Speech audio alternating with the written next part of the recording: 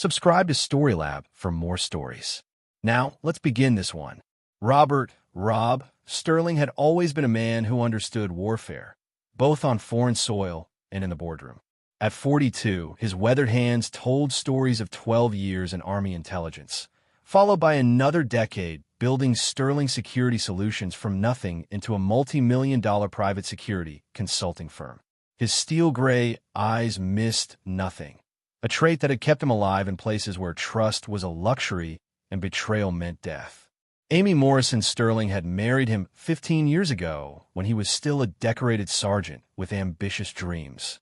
Back then, she'd been captivated by his intensity, his unwavering loyalty, and his promise of a future filled with security and success.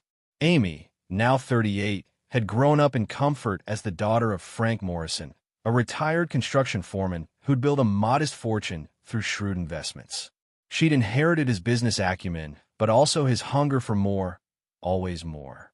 Their daughter Lily, now 19 and studying business at the State University, had inherited her father's sharp intellect and her mother's social grace. She was the bridge between two increasingly distant parents, though she remained blissfully unaware of the storm brewing beneath the surface of their suburban Connecticut home. Troy Mitchell entered their lives 2 years ago as Amy's business partner in Morrison Mitchell Real Estate. At 35, Troy possessed the kind of smooth confidence that came from a lifetime of getting what he wanted through charm and calculated manipulation. He'd grown up poor in Detroit, clawing his way up through a combination of legitimate hustle and questionable shortcuts. Troy saw Amy not just as a conquest, but as his ticket to the kind of wealth and status he'd always coveted. The affair began 8 months ago during a weekend conference in Boston. Amy, feeling neglected as Rob threw himself deeper into expanding his security business, found Troy's attention intoxicating. What started as emotional infidelity quickly became something more dangerous, a partnership built on shared resentment toward Rob and mutual greed for his assets. Rob first suspected something was wrong on a Tuesday in October. Amy's phone buzzed with a text while she showered, and years of intelligence training made him glance at the screen reflexively. "Can't wait to celebrate our new partnership tonight.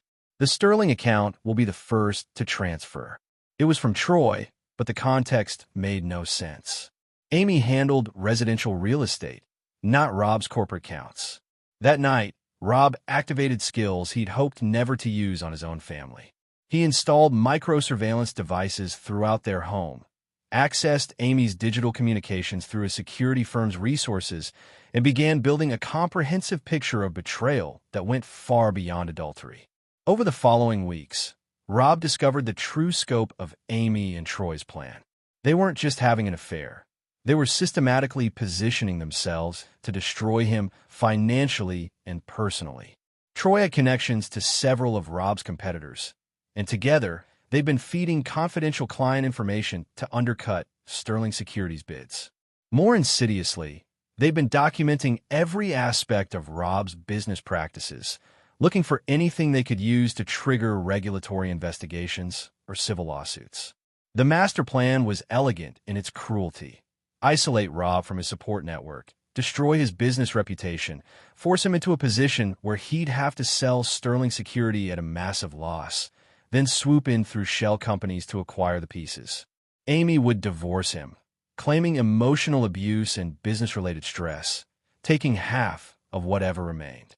Troy would emerge as the buyer of Rob's former company, and together they'd build their empire on the ashes of Rob's life's work. But Rob Sterling was not a man who broke easily. As he read their encrypted messages and listened to their recorded conversations, a cold fury settled into his bones, the same focused rage that had made him legendary in the darker corners of military intelligence.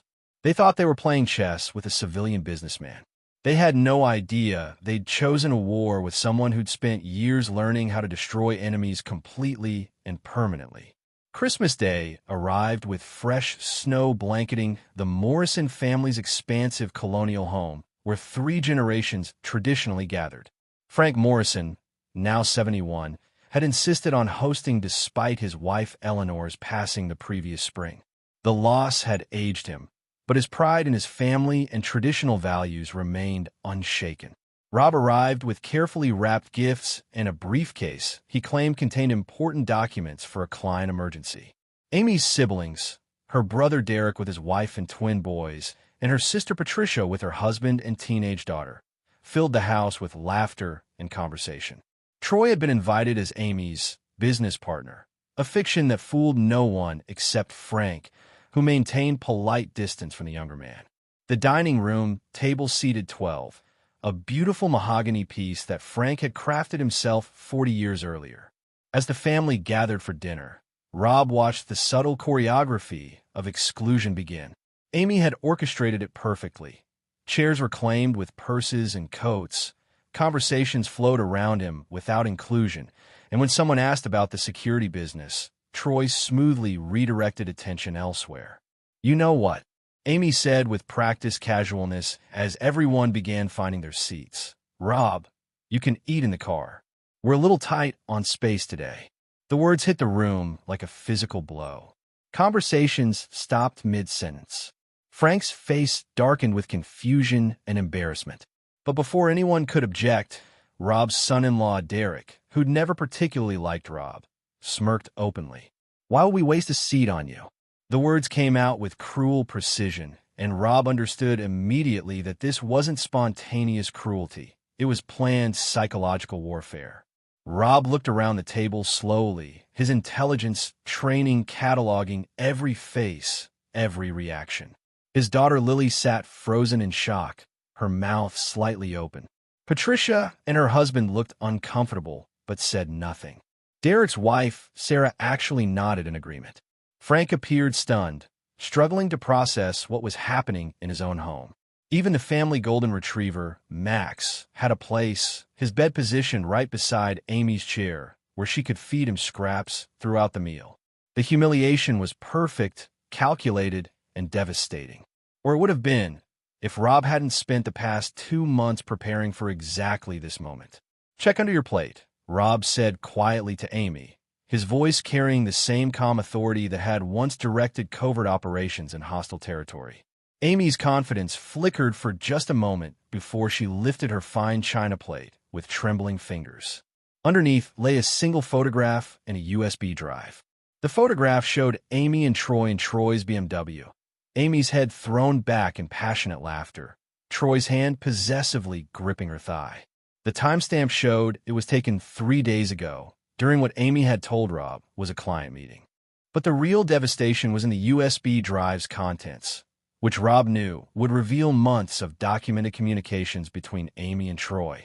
Not just their affair, but their detailed plans to destroy him, their theft of proprietary client information, their coordination with his business competitors, and most damning of all, their recorded conversations about manipulating Lily's inheritance and Frank's will.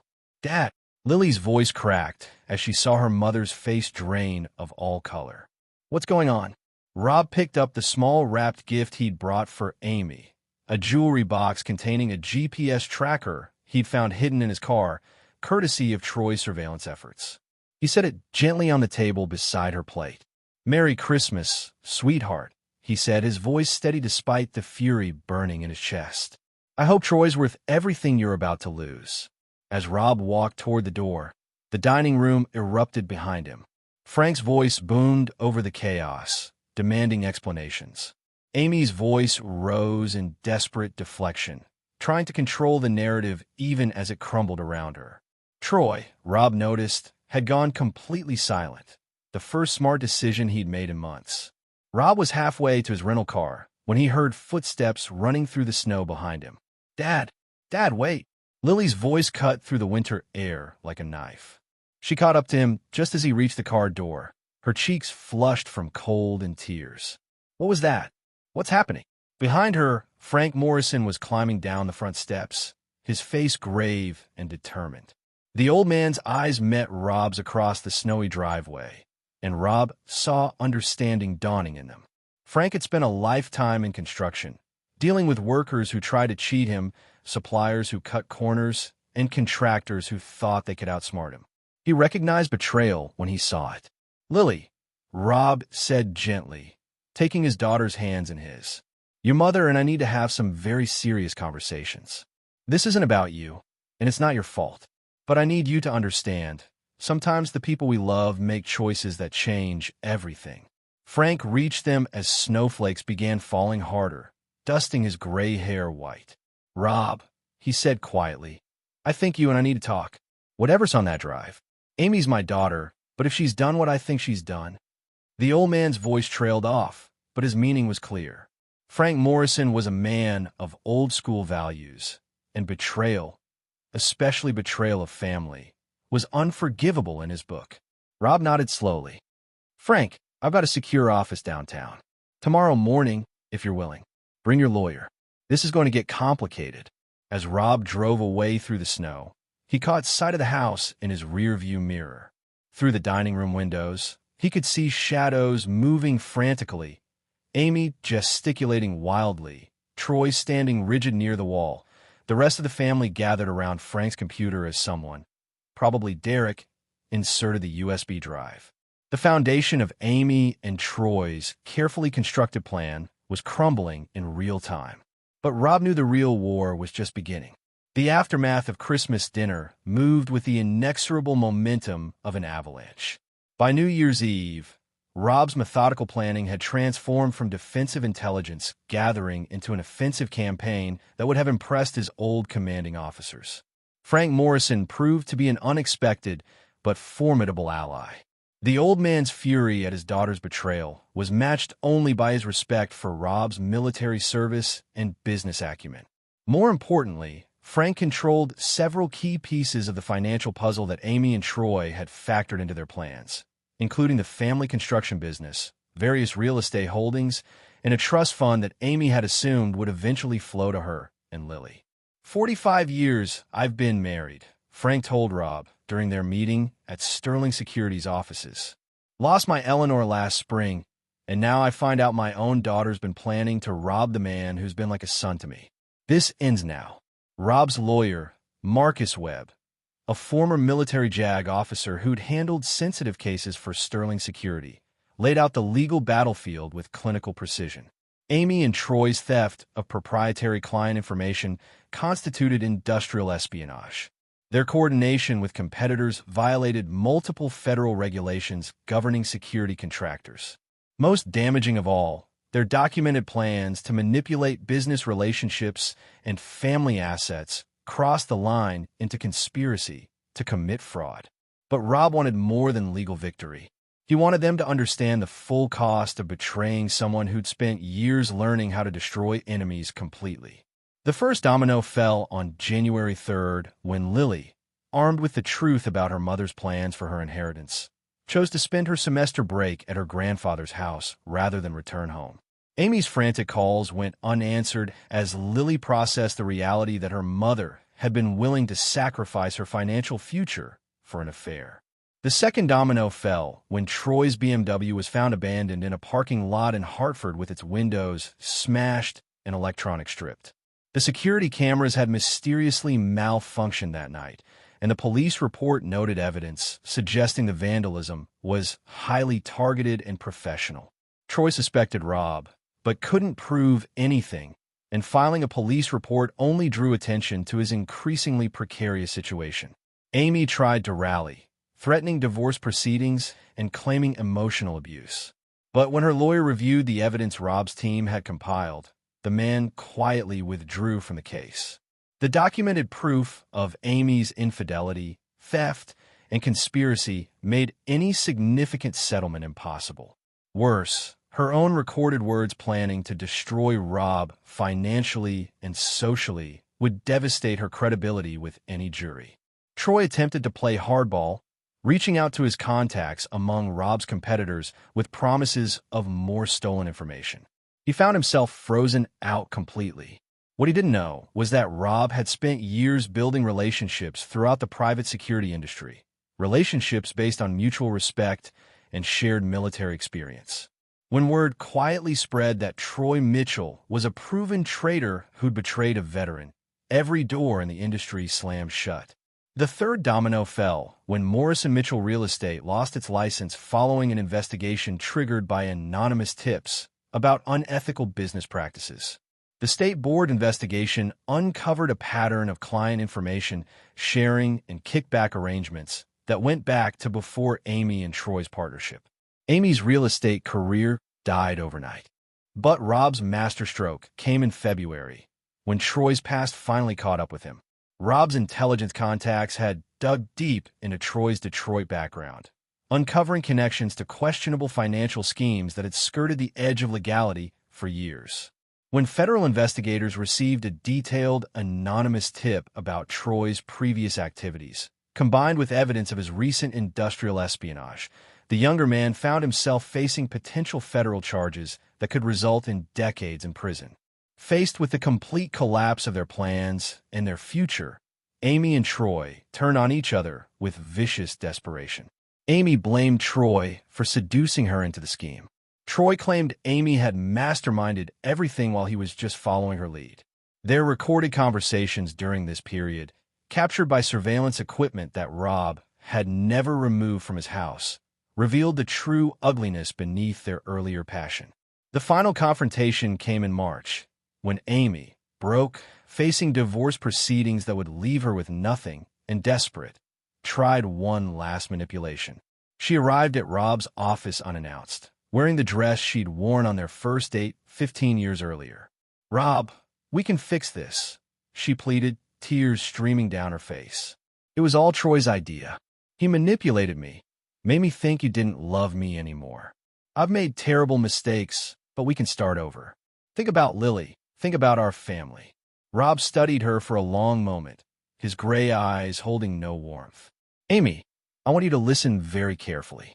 15 years ago, I made vows to love, honor, and cherish you. I kept those vows even when you stopped keeping yours. I would have forgiven an affair. I might have even forgiven the theft of business information. But you planned to destroy me completely, to take everything I'd built and leave me with nothing. You involved our daughter in your schemes. You turned my own in-laws against me. That wasn't just betrayal, that was warfare." He stood up, his posture radiating the controlled authority that had once commanded soldiers in combat zones. "I spent 12 years learning how to fight enemies who wanted to destroy everything I cared about. You chose to become one of those enemies. This is what happens to people who declare war on me." Amy's false composure finally cracked completely. "You can't just destroy my entire life. I'm the mother of your child. You destroyed your own life the moment you decided to betray our family," Rob replied quietly. "I'm just making sure you face the consequences." 6 months later, Rob stood in his daughter's apartment near the university campus, helping her hang pictures on the walls. Lily had chosen to live independently, supported by a trust fund that Frank had restructured to bypass Amy entirely. The young woman was thriving in her business courses, having inherited both her father's strategic mind and her grandfather's stubborn integrity. "Dad," Lily said as they worked, "do you ever regret how hard you went after Mom and Troy?" Rob considered the question seriously. Amy was now working as a clerk in a discount store, living in a studio apartment, and facing years of legal battles. Troy had accepted a plea bargain that included 5 years in federal prison and lifetime exclusion from any business involving financial services or client confidentiality. Their relationship had ended in mutual recrimination and legal warfare against each other. "Lily," Rob said finally, "there are some lines that once crossed change everything forever. Your mother and Troy didn't just cheat, they declared war on our family. They planned to destroy me completely and leave you with nothing. I couldn't let that stand." He hung the last picture, a photo of Lily and Frank at her high school graduation, both grinning widely. In the intelligence world, we had a saying, "Trust is earned in drops and lost in buckets." Your mother didn't just break my trust. She tried to destroy everything I'd built for our family's future. Some betrayals are unforgivable. Lily nodded slowly, her young face showing wisdom beyond her years. "Grandpa Frank says you're the kind of man who honors his word and expects others to do the same." "Your grandfather is a wise man," Rob agreed. "He understands that real strength isn't about forgiveness when someone hurts you. It's about making sure they never get the chance to hurt anyone else the same way." As they finished decorating Lily's apartment, Rob reflected on the costs and rewards of his campaign against Amy and Troy. He'd lost a marriage, but he'd saved his daughter's future and his own life's work. He'd made enemies, but he'd also reinforced his reputation as someone who should never be betrayed. Sterling Security Solutions was now more successful than ever, staffed by professionals who understood that loyalty was both expected and reciprocated. Frank Morrison had become not just a client, but a genuine father figure, bringing his construction connections into Rob's expanding business empire. Most importantly, Lily was building her own life based on the values Rob had tried to instill in her: integrity, loyalty, and the understanding that some principles are worth fighting for no matter the cost. Standing on his daughter's balcony, looking out over the city lights, Rob Sterling felt the satisfaction of a mission completed successfully. Amy and Troy had learned the hard way that declaring war on a man trained in warfare was a fatal mistake. He'd honored his marriage vows for 15 years, right up until the moment his wife chose to become his enemy. Rob Sterling never forgave betrayal, and he never forgot. In a world where trust was currency and loyalty was strength, those were the qualities that separated survivors from casualties. The war was over. Rob had won completely, and his enemies would carry the scars of their defeat for the rest of their lives. This is where our story comes to an end. Share your thoughts in the comments section. Thanks for your precious time. If you enjoyed this story, then please make sure you subscribe to this channel. That would help me a lot. Click on the video you see on the screen, and I will see you there.